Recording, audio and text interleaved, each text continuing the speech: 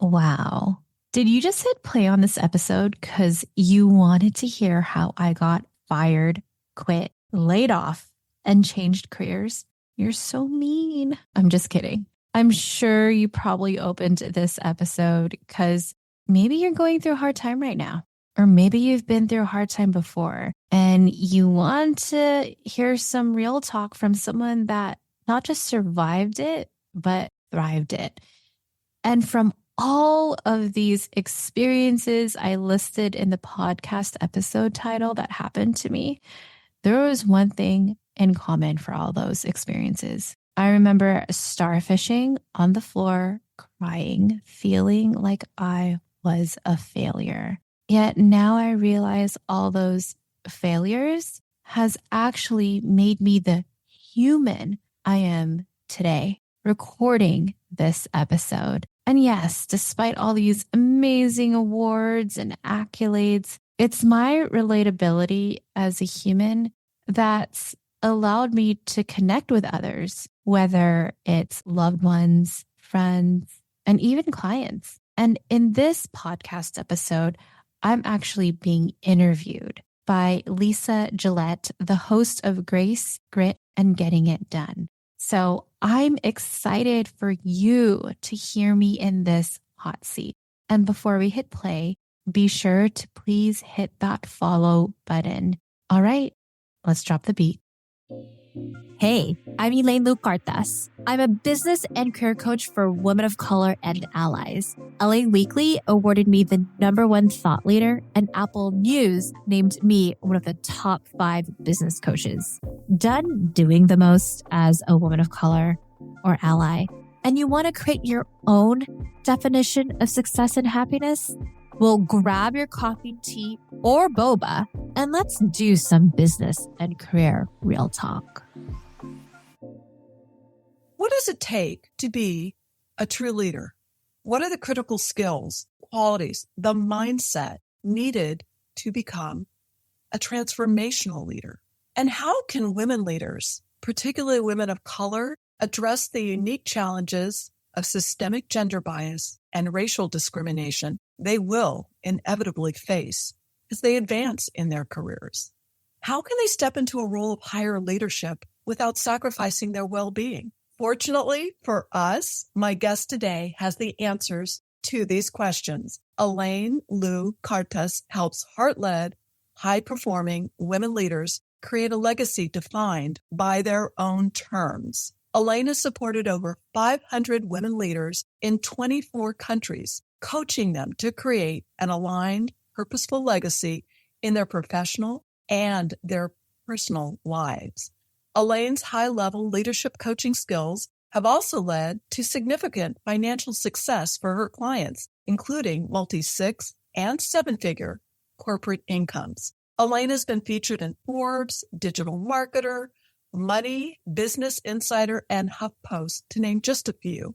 Apple News recognized Elaine as one of the top 5 business coaches. LA Weekly named her a #1 thought leader. MSN awarded her the title of Best Leadership and Executive Coach. Elaine is also a LinkedIn learning instructor. Her course is called Using AI to Make a Career Switch.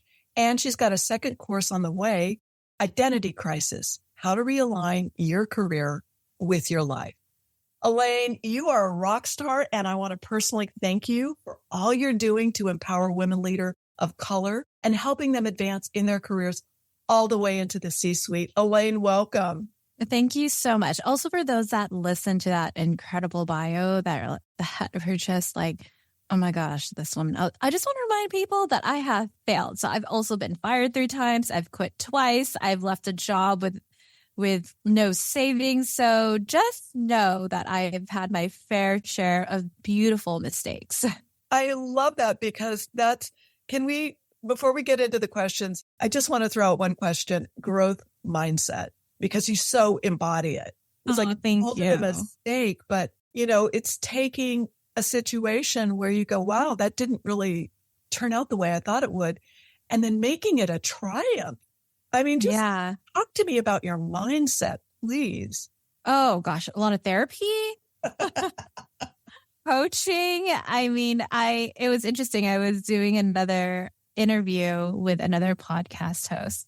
He was like, what made you, same question. I was like, do you like anxiety? Let me ask you that, Lisa. Do you like anxiety? Oh, anxiety is my middle name, but no, I hate it. I don't like anxiety. So how I solve that problem is asking for help. I mean, mind you, I get it. Sometimes for some people, coaching and therapy is like, I don't know what this is. I'm scared of it. So finding one or two people that you feel safe enough to share with. And at times in my career, I shout out to my former boss, Bobby Abrams. She was the person I was able to go to. And then sometimes you notice you're just tired of hearing your own bullshit over and over again as you talk to your friends going through happy hour, which has happened to me. And we're like, you know what? I can be a better friend by not talking about my problems all the time and not doing anything about it and just hiring a coach or hiring a therapist to heal this shit and figure out what to do. Because I was catching myself. I'm like, oh my gosh, I sound like that friend that I go to happy hour all the time and they keep complaining about their boyfriend who clearly they needed to break up with, except I am that friend now talking about my job that I hate. Oh, we're always hardest on ourselves, right? And we are going to talk about that because, you know, that for women, this is a big issue. We're always hardest on ourselves. But I want to kind of come back to the big question. And we've talked about this. Why is there such a lack of diversity in senior leadership, especially with women of color? Yeah. What do you think? Well, it's not just think. I actually have research on it. So, yes. Thank you.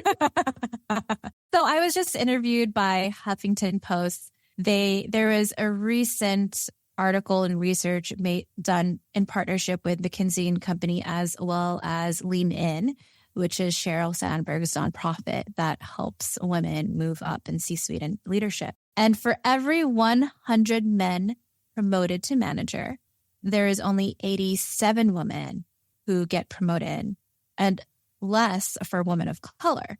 And it's because of unconscious bias and performance bias. It's not because women are not asking. Oh, we are asking.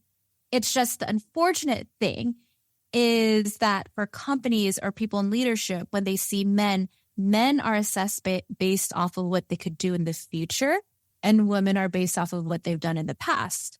So what is really great is if you're listening to this and you're like, Elaine, I have been asking you, show them this study by McKinsey, which is a very well-known management consulting firm. Like, hey, it seems like you might be part of this problem of performance bias, right? That you're assessing men based off of what they could do in the future and not for women. What are we going to do about this to change? Yeah, exactly.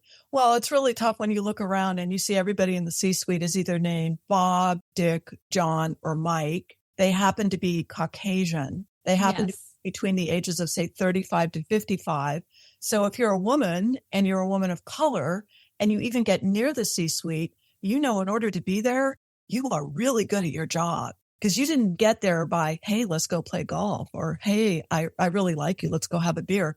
You got as far as you got because you are super competent. So when you look at women of color who are in senior leadership, you know, not only are they determined, not only are they incredibly competent, not only are they probably very empathetic, they're probably also suffering some burnout. They are. And they've had to do more to get there because of that unconscious bias, right? Like possibly going to an Ivy League, spending $100,000 to do an MBA, being part of a top firm management consultant, like literally doing the check marks. And what's unfortunate, so often when I meet clients that get to that level, they sit at that table, they see their colleagues like, what the hell? Like they don't even have these check marks and not even understanding the possible value that they could provide when they speak up. You know, how often have we unfortunately been in those tables where as a woman, you say something, then Dick, literally as being a dick, says the same thing. Dick, that is such a great idea. Right. And then what I remind my clients to do, I'm like, Dick, I'm so glad that you reiterated the idea that I shared 5 minutes ago and it made sense to everyone here. Was there anything, can all of you help me understand why when Dick shared that, was there talking points that I didn't share that you didn't hear clearly? Oh, no, you said it. I was like, well, why don't we have a conscious conversation of how there might have been some unconscious bias? Right. I do not mind having these conversations. Yeah. Well, fortunately, we have the tools to teach all of us how to have that conversation so that you're seen, heard, and understood as a woman who may be looked upon as a leader because female, not Caucasian, the list goes on. So if you were going to just give some really like boots on the ground advice to a woman who said, I really feel called to leadership. I know I can do a better job. I know the world is in dire straits right now. We need greater diversity in senior management. We need greater perspectives, wider perspectives. We need more voices. What are some things you would tell to a woman, specifically a woman of color? Okay, here's some challenges. Here's some ways you can navigate around them. Just really ground zero advice. Yeah, well, and a follow-up clarity question is that if they want to be a leader within their organization or in general, or both. Good. I love that. So let's say they want to climb the corporate ladder, and then I want you to come back and answer, no, they want to really be a leader, be a role model for women coming after them. Let's start with climbing the corporate ladder, and then let's go into the true of transformational leadership. Well, if you want to be a leader, right, and let's say you're within your company and you want to get to that place as a woman of color, first is, well, let's see, asking yourself the hard question, one, and then two, doing some research on it is, are you in an organization that could help propel you to that?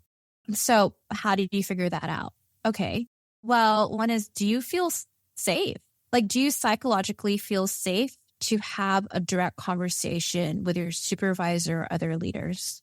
I mean, before doing anything, before having a conversation, to ask yourself that question. If you feel in your body like, no, I don't feel safe, then I'm sorry to be direct with you, but it's not going to be that company or organization. Now, if you do feel safe, like if there is a boss that you feel safe enough to have a conversation, if you do see in leadership, and so often it's like bullshit. A lot of companies are always like, oh my gosh, look at us. We're a Fortune 10 company and we're so diverse. Okay, well, that's in rank and file. I want to see C-suite. Exactly. I want to see the leaders. So looking at leaders, C-suites, if there are also people of color there, then you know you're safe. And then you could have the conversation with the closest direct line of leader that you do work with and asking like, hey, I would love to get your feedback. I really want to move up in leadership. I could see myself doing ABC. What's your feedback for me? Can we create a roadmap to do this? And if they're open to having that conversation, that's great. If they may say something like, there's budget cuts, I don't know, things are happening, I know that may not feel good, but at least you know. I call it like the define the relationship, the DTR. When you're dating someone, you're like, what are we? Well, at least they're having it. They're not going to fire you if you're having this conversation. And if they do, go find an employment lawyer because it has nothing to do with your performance in your company. So having that conversation, and if they say no, then you could start looking elsewhere. So what happens if it may not be a safe company that you want to continue to be a leader in, one, or two? What happens if they start making excuses because of budget cuts or this is just the way things are culturally? Well, then you could start asking yourself and looking at other companies and looking at their org chart, seeing what people are in their org charts if there is diversity in there. And that's like a start moving it. Got it. Yeah. Do you fit the role model of who they're promoting? And then the next question is, do you want to fit the role model? Which brings me to my next question to you. You coach around a lot the topic of having an identity crisis in your career. That I think is so true for so many women, and yet we don't really acknowledge that. Can you talk about that phenomena and how you coach around that? Because it really does exist, but many of us don't even really think of, we always consider, the problem must be me, not my environment. Talk about identity crisis in one speech. I don't know if we have all day to talk about this. Well, before the phenomena, I just want to remind people what society and culture has taught us as women of what to be, right? So, women, we are the supporting actress. We are there for our family emotionally, which tends to be the caregiver, the family for our aging parents, women Who do our kids go to when they need emotional support? Their moms. And for women, I just want to remind people, because I know I work with clients who have challenges when it comes to money. Like, it's hard for me to ask more. And it doesn't even mean ask more in terms of your salary, but even asking more in terms of a project that you're working on, or even putting boundaries together. But women weren't allowed to have their own bank accounts until the 1970s. And then prior to that, we needed a man to co-sign with us. The 1970s is not that far away. That is 50 years ago. That's not far away. So women making money is actually a revolutionary thing. And the concept of then putting ourselves first is also new. I'm not saying there's anything wrong with it, but just in society and culture, what was taught for us. And because we're thankfully, or at least in this country, we have this right and privilege to work, and we live in a capitalistic society of constant doing and being measured by productivity, we're just doing to do the next thing. Then you get to this stage of like, wait, what is my life? What am I doing? Why am I constantly doing? Who am I proving this to? And then the question of, what the hell do I want? Like, who am I? What am I? What do I want? Do I really want to have this next title? Hold on. I'm seeing everyone, like, I'm seeing my quote unquote ladder. I'm seeing how their personal lives look like. It's shit. They don't see their husband or wife. They don't see their kids. I don't want that. That's what I mean. Like, so in terms of answering the question of identity crisis, it's then realizing that you've been in this constant doing in your job, doing and being the best wife, best mother, partner, spouse, daughter, son, that, wait, what do I want? And then realizing, wait, I need to honor my voice. I think that's so true, that we are brought up to be helpmates. And this is the holdback when we get into positions of authority in corporate. We're looked upon as, well, you can help, but you can't have the primary seat. You might have a seat at the table, but it's not going to be at the head of the table. Let me ask you this. I know many women, especially as they get into the leadership roles, they go, you know what, I'm done with this. I'm going to go out and I'm going to start my own business. How would you coach them? For any woman who's like, it's got to be better, I'm going to start my own business. What are some of the questions you would ask them? Well, before even like asking this, like wanting to start a business, right? It's just actually asking yourself these questions. So pen and paper, take it out. Or if you are driving, quickly look at the timestamp and then listen to it again so you can take notes when you get home. Well, what do you want out of your life? Like in general, and also honor the stage of life you are in. I mean, I hear so often we compare ourselves like, oh my gosh, if I was just in my 20s. Actually, I'm so glad I'm not in my 20s. I am so glad my body is telling me that I am tired and I can't be in front of a screen for X hours and I can't do all the things. So what do you see your life as? Is that making sure you're clocking out at 5? Like making sure you actually have weekends, not responding to emails? Like what does your holistic life look like? And then asking, does your job support that? Like realistically, can your job support that? Is this the job company culture problem? Or like what is in your control? Or do you have control over creating boundaries because you haven't been able to enforce that? I think that's really brilliant, the deep dive. Yeah. I want to share with our listeners that Elaine has a podcast. I want everybody who's listening to this podcast. Her podcast is called WOC Allies Business and Career Realtalk. And you can also find her on LinkedIn. You can take her courses, which I mentioned in my open, but it's Elaine, Elaine, Lou, Lou, Cartas, Cartas. Find her on LinkedIn, follow her, listen to her podcast. Elaine, you're resonating with me because these are my topics. I mean, I'm like, right, when you're talking about women didn't have a right to have a bank account, purchase a car, open a loan, get a home mortgage until 1974. This is wrong. But we are working to change all of that and to keep women's rights equal because women's rights are human. Yeah. Right? Well, Yes. Sorry. And I just have to do a plug because it's election year. Just please vote. That's all.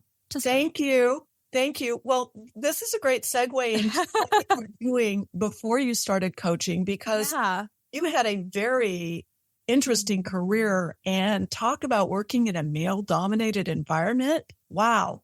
Yeah, share your first career with all of us and how you navigated that. I survived it. Once again, how I navigated therapists and coaches. So that's my answer. And by the way, if you're hearing this, like, I just want you to know that it's about finding the right therapist and coach for you, if that is something you do want. Here. So yes. It's not about like having to work with the best. It's like dating, finding the right person that you need to work with. But so I graduated college around the recession, so 2010. And I am from Southern California doing this podcast episode from Los Angeles. And it was hard for me to find a job. And I was very like heart-led, like wanting to do service. So I worked on my first job was statewide Senate race in Iowa. And I was making a staggering $500 a month.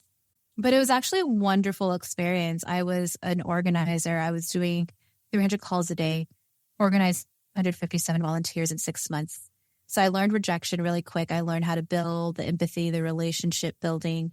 And then from there, I've worked on statewide, local, national campaigns in Iowa, Indiana, and Montana, New Mexico, Massachusetts. Not just that work experience, but I understand that people complain about how expensive California is, but I feel like I'm very privileged to be from here and live in LA because it's so diverse. I didn't have similar experiences when I was in the Midwest. Even in the big cities in the Midwest, like I experienced a lot. But it was also eye-opening, and it taught me to be assertive and speak up for myself, advocate for myself. And then from there, quickly got burnt out, hired a coach, started doing informational interviews, and I landed my dream job at Pasadena City College Foundation as a fundraiser, where we raised $1 million for about 200 scholarships. An amazing experience. And the reason why I left it is because this sounds cliche, but I wanted more. Like, I graduated from my master's, got my leadership and management, realized, oh shit, I've been doing what everyone's told me to do. Like, big aha, right? Yeah. Like, if for those that work in government, you probably understand you need to get your master's or PhD so that your little salary increases in the box. And my salary did increase the box. I'm like, wait, this wasn't much. I'm like, hold on, what if I try to do something on my own? What if I became a coach? Because I love the coaches I worked with, my career coach, but there was also no woman of color coach I was able to find. So I became a coach for women of color and allies. And yeah, actually, I was looking through my numbers, but I crossed the 700 threshold of clients that I've served today. Awesome. Okay. So my numbers are wrong because I had you at 500. So there's 700. Yeah. One thing you said that I find so interesting, and I saw it repeatedly in your story, is that you have a natural ability to motivate and inspire others. You can't have that ability and not be able to fundraise, to work. And academia, we know, is pretty rigid. But when I talk about leadership, one of the things that I always hit is that the true leader is able to motivate people to do things they didn't know how to do and inspire people to do things they didn't believe they could do.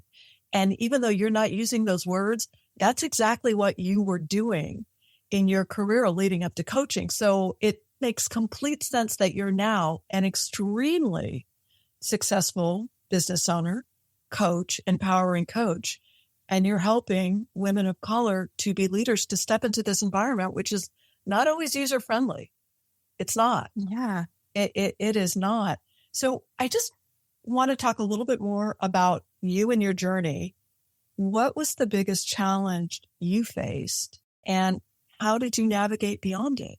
I don't know if it's like a challenge. I think it's an ongoing challenge in life, right? So I appreciate your compliment. I will say thank you, and I receive it. And I say that hoping that other women model it. Hold on. I'm so straight spoken. There's no fluff here. If I say it, I say it. I'm not blowing smoke. I'm with your apertures. And I wanted to say it because this is being recorded. Thank you. And I receive it because unfortunately, like when we're like, oh my God, I love your jacket. Thanks. It was on sale in Nordstrom Rack. Like, just say thank you. Oh, we have to talk about that. Wait, before we even go to the ongoing challenge, we know that women are mostly not comfortable accepting compliments because we've been told, keep your head down, do your job, and you will get rewarded. And we know that is BS. So how do you coach a client around oh, it's nothing, or, oh, anybody could do this? How do you break that habit? It's a hard, you know what? Educating, just like what I was explaining earlier, right? Like women couldn't get a job. We were taught to like be really polite. Where did that get us? Nowhere. Back of the row, right?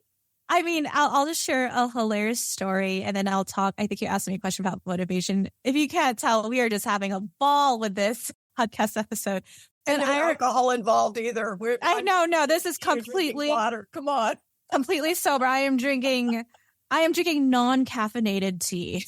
Not even caffeinated, non-caffeinated. There's a quote on it. But I remember when I think I was 4, right? And so this was early 90s, late 80s. And back then, I think men just normally had their shirts off when they're driving. So my dad had his shirt off, right? And as a kid, you model your parents. So I take my shirt off at 4. My mom yells at me, you can't take your shirt off. Why? And you just can. And she just did not explain it to me. Now, there's beautiful, gentle parenting that's happening from our generation, which I know I unfortunately would have to explain. Oh, well, based on gender bias.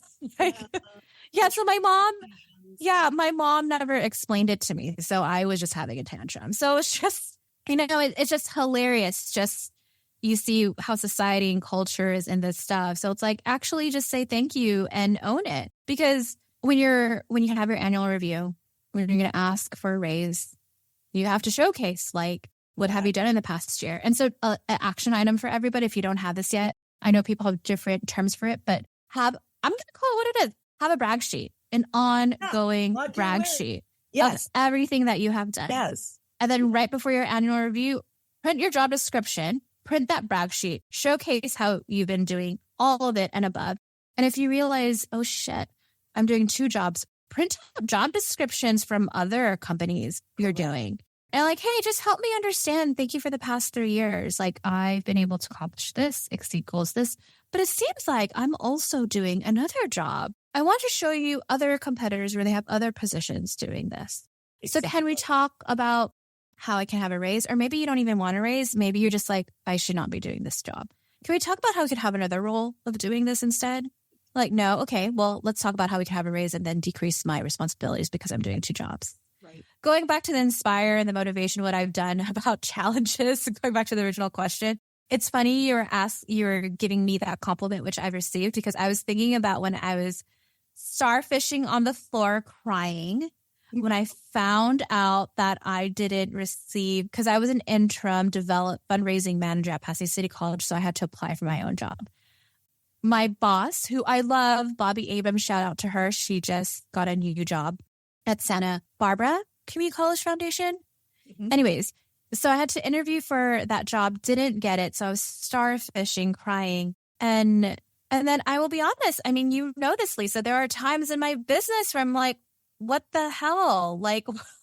Maybe I should look for a job, or maybe I should do this. Even throughout my career. And the biggest challenge is not one moment. The biggest challenge in my life, and I'm pretty sure a lot of people could relate, it's been a conversation I've had this past week with a lot of clients, is honoring my voice. Yeah. How am I honoring my voice at this current stage of life? 2 years ago in my business, I was burnt out because I was being caught up on what these other coaches were doing. Wait, hold on.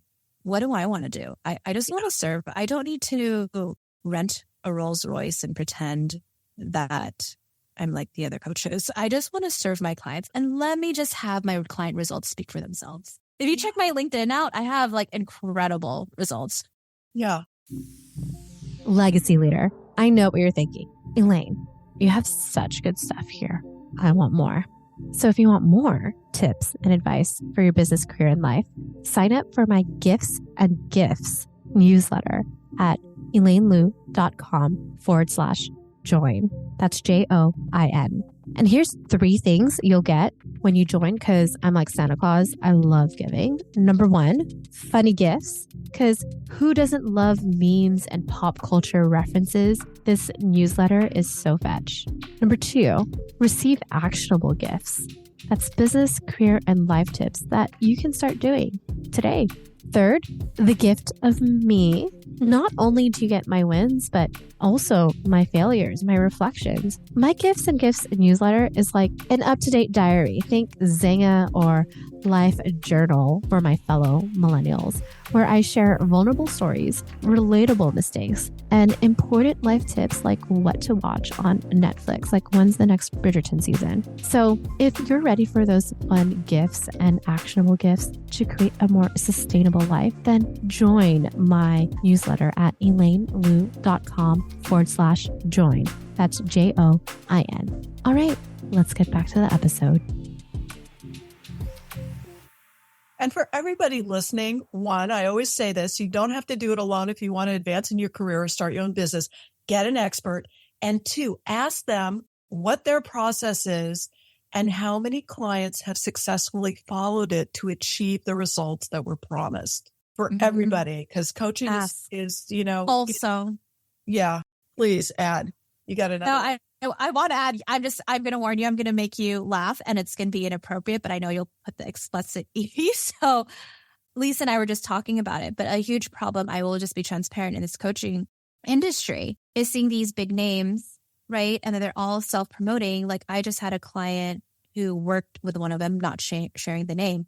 And she's like, I thought this person was great. I was like, what made you think that they're great? Well, everyone was talking about them. Okay, well, who's everyone? Well, the other names. I'm like, well, that's because they're actually doing an affiliate business model. And the question to ask is their client results and client testimonials, because the model you're seeing is circle jerk of coaches who are just cross-promoting one another. Like actually look at the results and even ask. And let's say they're not a big name that you want to hire.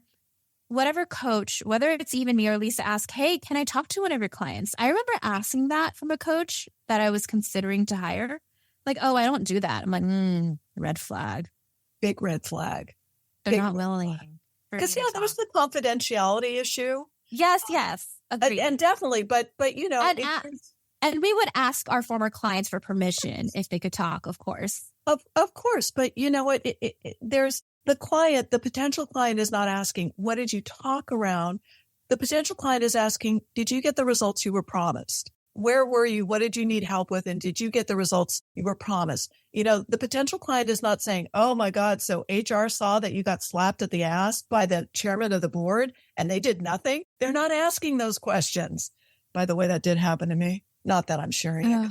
Yeah. Anyway, so I want to ask you, Elaine, something that, I think a lot of listeners would really like to hear. It's when you're having, and this is part of your teaching, when you have a conscious conversation, because you impress me as someone who is always really very clear on your highest intentions and making sure that your actions align with them. And you have a concept that you teach around called having a conscious conversation. How would any listener, how do you teach that to your clients? Can you go through that process? Because I think this is just mind-blowing and so empowering.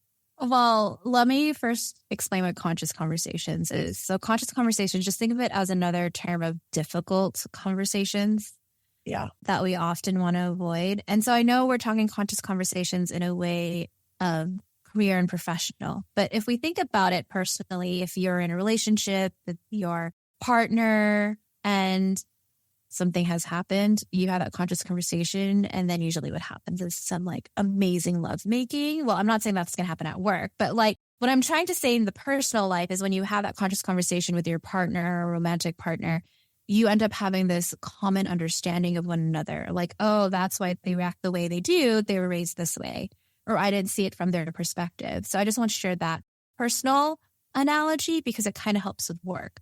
So with work, it's before even having the conscious conversation, I just want to make sure you are asking that question once again, going back to psychological safety. Do you even feel safe enough to ask this question or this goal to this other person? Like, I'm working with a client right now. He does not feel safe around his boss. His boss is the, oh my God, I'm such a good ally, but just does not have great behaviors of it. And he knows that if he were to give feedback, he would be gaslit. Yeah. So he does not have that conversation with her. So I'm not saying you need to have it all the time. Like, you think people are going to change all the time. Just ask yourself if you're safe. If you do feel safe enough, then it is being able to frame the question where you're asking so you can better understand the other person. Or if you want to even give them feedback, like, hey, I want to give you feedback when you did state this at a meeting. It actually came off as a microaggression, and this is why. And I just want to share that with you so you could work on it. Like, I remember when I was at this job and I was working with a consultant, and every single time I did a good job, he would say like, oh, good girl. Yeah, I was like, good girl. I'm like, yeah, exactly your reaction. That's how I felt in my body. I felt that in my body, but I didn't show it. I hope I had a really good poker face. I don't know.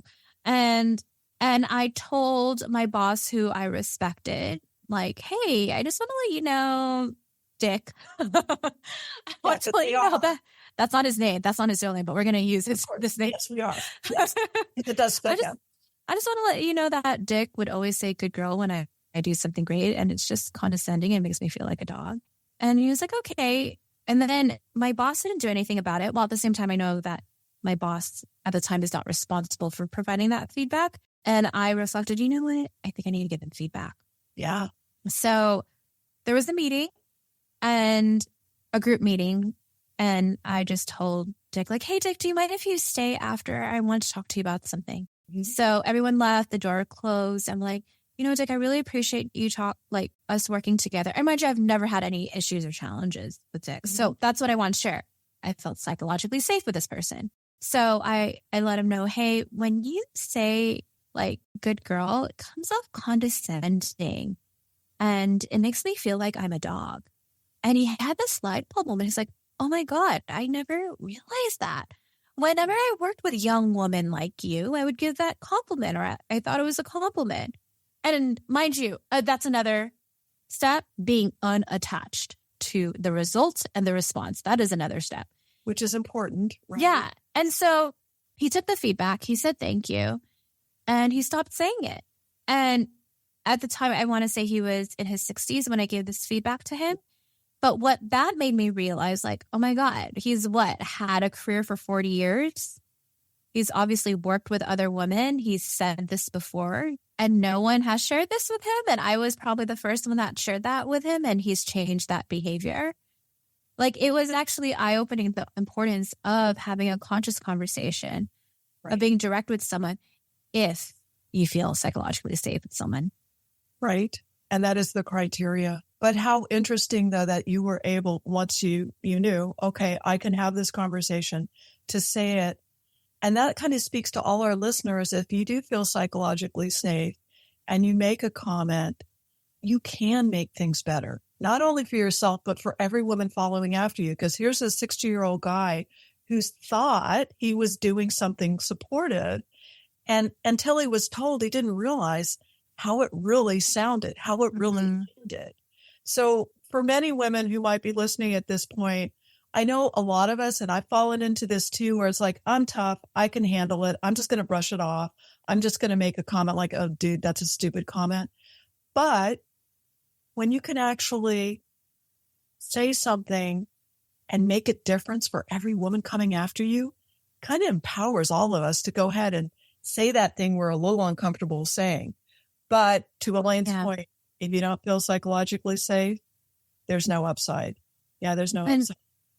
I also want to share the opposite end of it too, when I have received it, because I'm not perfect. So I've said things. I've said things. So when I notice someone gives me feedback or has the conscious conversation with me, like, and that I'm actually receiving it and I agree, because there are times when people give me feedback and I don't agree with them. So I'm like, I often just reply, thank you for feeling safe enough to share this feedback with me. What a great affirmation. Like, I think people forget to say thank you. It's actually important because when I've started new jobs and even with clients now that I'm a coach, I let people know I really want you to be direct with me when you do see a challenge. If maybe because we're human, I might say something and just come off right. Please let me know. So important. So let me just throw this in because this is a question. I don't want to lose it. If you could give your younger self advice, what would you want to tell yourself? And it goes back to the theme that we were talking about, like, hey, what do you want? Not what do you think you should be doing because everybody has told you that's what you should want, what you really want. And can you give yourself permission that not only say, yes, I want that, and then go ask for it, whatever you need, whatever the resources do you need, the training. Yeah. So important. So important. You have a very special offer for listeners. One, just say, how can listeners contact you? Because they're going to want to speak to you, Elaine. Just lay out the easiest way they can reach you. And then I want to talk about your special gift. Yeah. So if you want to reach me, find me on LinkedIn. So I know that you spelled it out earlier, but just in case, it's going to be in the show notes as well. So just know that. Click on the link. So it's Elaine Lou Cartas. So it's ELAINE. And then Lou, LOU, and then Cartas, CARTAS. So contact me there. Our conversation's pretty much very similar to my own podcast. So look up Business and Career Realtalk and any streaming platform. So that's how you can find me. Oh, so please share this gift that, this is priceless.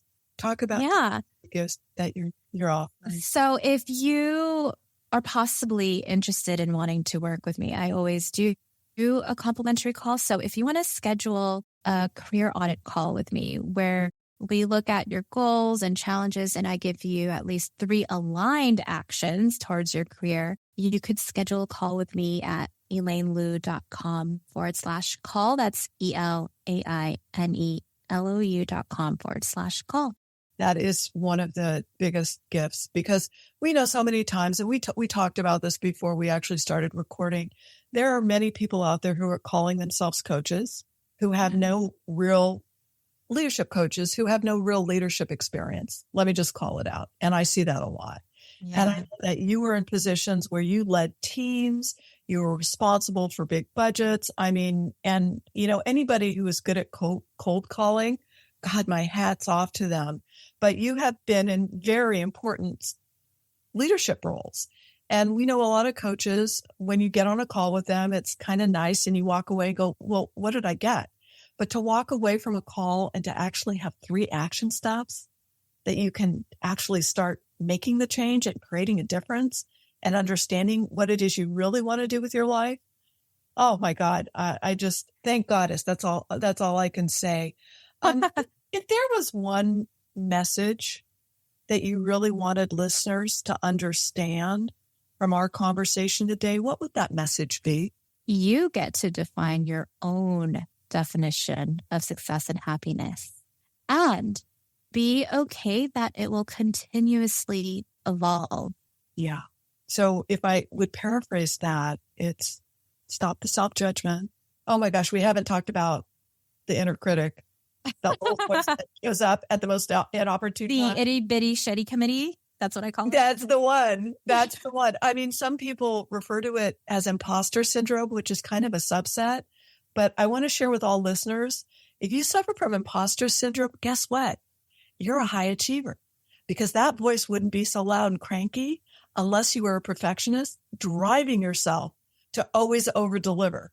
So let's just acknowledge that. So what did you call it? The itty bitty shitty committee? Mm-hmm. Oh my God. So not my term. I heard, not my term. Do not coin it for me. It's from someone else. I have no idea who it is, but thank you for the term. that is awesome. So let's just talk about that for a minute because we all have that voice. Some of us much louder than others. I've got the feedback loop and wow. How do you coach clients around that? Yeah. Also not a therapist, right? So if it's like you want to get rid of it, then definitely work with a therapist. Go to psychologytoday.com And then you could find therapists and you could do it based off of specific things. So there's a plugin for therapy there. But for coaches, it's actually helping you to hit a goal. But I would just ask my clients, if I was working with you, like, okay, when did you start realizing that? How old were you when you started realizing that was there, right? Yeah. Just so they know that it's been there for a long time. And usually it's like 5 or 7 when they're young. Yeah, okay, so it's small kids. Yeah. Yeah, so it's been there for a long time. I literally did this coaching session with a client. So it's hilarious you asked me that. So, okay, it's 5 or 7. So tell me a time when you were dealing with this and how you felt and what you do to honor it. And so my client, when I was doing the session, she was like, oh, well, I want to go on a trip, but I felt really nervous. I was like, okay, so is the feeling of nervous happens when it shows up? Yeah. Okay, so what made you decide that you wanted to go on this trip? Well, I knew I wanted to, but I could hear like this voice of, well, you should be working. You shouldn't have to go on a trip. Whose voice is that? Oh, that's my parents. Okay, what's your voice saying into that? Well, I want to go on a trip. Okay, we'll note that. So when you go through situations, and I'm not saying your feeling's going to be nervous. It might be a different feeling. Right? What is that feeling? Where is it in your body? Exactly. It's like, okay, oh, hey, see you again. What's up? So acknowledge you. Yeah. Yeah, acknowledge it's there. What are the thoughts coming in? And then it will help pen to paper. Like literally pen to paper just helps. Like, okay, the thought is, well, you shouldn't be doing that because ABC. Okay, what voice is this? Okay, nope, that's someone else's voice. Okay. Oh, this is my voice. This is what I want to do. So that's how I coach my clients to it. But I will say, I went to therapy in it because it was really hard for me to distinguish, like, which one is my voice? I don't know, and honoring it. So there is a lot of healing I had to do. So I just wanted to be transparent. Yeah. I think there's a lot of healing all of us need to do. And for listeners who are going, well, do I need a coach? Do I need a therapist? The ICF definition is coaches help people who are functioning reach an even higher level of functioning and fulfillment. Whereas psychiatrists, therapists, psychologists are really helping people deal with things that happened in the past that are keeping them from really functioning in the present. So, for those of us who want to advance in our careers, this is something you could talk to Elaine about, especially someone on her level, because she has got so many tools and so many processes, and she did this herself. She ascended the leadership ladder. So for anybody listening who's thinking about a coach, get an expert and also ask, what's the process? Who else have you helped? What are the results? And got any clients I can speak to? Those are all legitimate questions before you pay, the price of admission to get a coach. I have a coach and I have a therapist, and they have their own trifecta. Thank goodness, right? Thank goodness. So Elaine, you've got 2 classes, one about to launch and one you're already launching. Just talk about the motivation for creating your classes on LinkedIn Learning, because I think it's brilliant. Yeah. And just talk about your process and what listeners could expect if they wanted to take either one of those classes. Yes. So the LinkedIn Learning course that's out live right now, maybe the second one will be out by the time this goes live. I am not sure. One is called Using AI to Make a Career Switch. And then the second one is called Identity Crisis, How to Realign Your Career with Your Life. I will say that the process comes from my personal experience and how I've been able to help my hundreds of clients go through it. As a lot of people are familiar with, during the recession, there was a great resignation. Right. People quit their jobs and who quit their jobs because they hated it and they wanted to even completely change industries or even start their own business. Yeah. But the pandemic was real. At the same time, it also kind of gave us a gift being stuck in our walls of like, what do I want? Who am I? Yeah. Right? We were talking about identity crisis earlier. So I actually give you steps, right? Similar to what I've shared in this podcast episode. So I kind of did like a little appetizer here of like, what is your holistic life? Like look at the different parts of it. How do you want your life to look like? And then if you want to explore a different industry or job, what steps you can do. So I talk about looking at your network, doing informational interviews. It's what I did when I wanted to get out of politics and go into the nonprofit sector and make my first 6 figures. And then how you could actually, so often I hear from people, oh my God, I want to change industries, but like my whole resume and LinkedIn is like all this. I was like, well, you could frame and change the words according to a specific job. And I show you that process of it. And guess what? Like you could take this course for free because there's a 30-day trial. LinkedIn will ask for your credit card. So you could take the trial. Or if you just want to buy the course, it's $24.99. Oh my gosh. No, it should That's it. Like $499. So to all listeners, here's one thing you really want to get clear on. Talk with a coach who's actually experienced what it is you want to do and has gone through it themselves and has been successful at it. Those are the questions you want to be asking. Yeah. So important. And you have. I mean, I've been through your LinkedIn profile. I've been on your website. I see your methodology and you've got one. And I am very process oriented and you are very clear in your process about take these steps. And this is this is the destination you will arrive. Yeah. I also want to remind people, whether it's me, Lisa, or another coach, like I will take you through these steps, ask questions. I want to remind you that you have choice and agency. So I always let my clients know, like, hey, here's I do a mix of coaching and consulting because if it was true, coaching would just be all questions. So I do a mix. I'm just being transparent. I do coaching consulting. So I remember talking to someone who wanted to work with me and she said, I was always like the A+ student with all the coaches I work with. And when I got on the call with her, I'm like, I don't want you to be the A+ student working with me or any other coach. I actually want you to show up and making sure your voice is being honored. So a question I always ask going through the process with clients is, does this resonate with you or not? Yeah. And I don't want you to people please me because this coaching is for you and not for me. And so when clients like, oh, I really don't want that, I'm like, okay, so how do you want that? Or what do you not like about it? Mm-hmm. So you have choice and agency. I want to kind of giving a history lesson. I want to remind everybody that we kind of still unfortunately live in this industrial revolution. Yes. Yeah. Like Ford company doing things by the clock, putting like tires in 12-hour days, like constant doing. Like American culture and capitalism has taught us to constantly be doing that we get so tired. We're not thinking about what we want to be or do. A really beautiful book is called To Read is Rest is Resistance by Trisha Hershey. Oh my God. Book was transformational. But this culture, this country and society has taught us to constantly work so we never question what is happening. Exactly. And that is what's happening right now. I mean, I know it's like scary. We see these movements and parades, but actually also that's what this country was also made out of too. There's also that positive of being able to speak up with our voice. Yeah. And so I'm just going to say what the message is I'm taking away. And then I want you to add your closing thoughts. But I'm hearing that really to be in alignment with your career and your personal life. And to avoid that burnout, that desolation, that sort of numbness that comes from that, no, I'm okay. I'm just going to keep doing what I'm doing. I'm going to keep my head down. To prevent that burnout, you have to, one, truly honor what it is you want, understand it, not get caught up in this is what society's telling me I should want, but truly do understand it. And then use your voice as the empowering tool it can be to really speak and stand in your truth.